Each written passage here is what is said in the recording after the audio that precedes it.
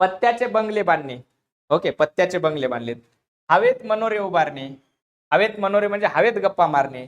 परिकथा, हुताखोताच्या गोष्टी, कथा बिथा. ओके, तिथं पक्षी प्राणी बिनी सगळे बोलायला लागलेले आहेत. काय त्याला हे नाहीये, बरं आहे का?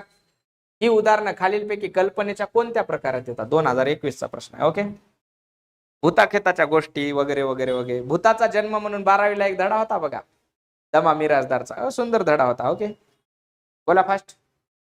सौंदर्यनिष्ठ कल्पना आहे का नाही, तिथं कवी वगैरे सर्जनशीलता असते, त्याला सौंदर्यनिष्ठता म्हणायचं असते. कवी त्या सौंदर्य मांडत असते कवितेच्या माध्यमातून.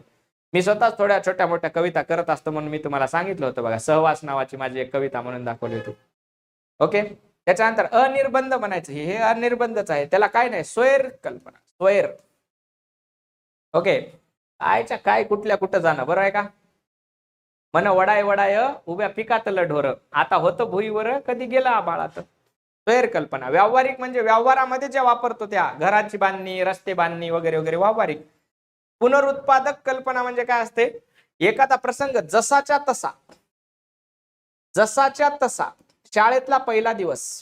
ओके, 4 जण उचलून तुम्हाला घेऊन जायला लागलेले आहेत. ओके, 4 जण काय करायला लागलेले आहेत दोस्तांनो, उचलून घेऊन जायला लागलेले आहेत. ओके,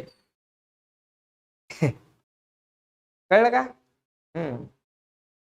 त्याला म्हणायचं असते पुनरुत्पादक कल्पना. म्हणजे इथं अनिर्बंध कल्पना आहे, बरोबर आहे का? कोणती कल्पना आहे? अनिर्बंध कल्पना. जाऊ देऊ का पुढं?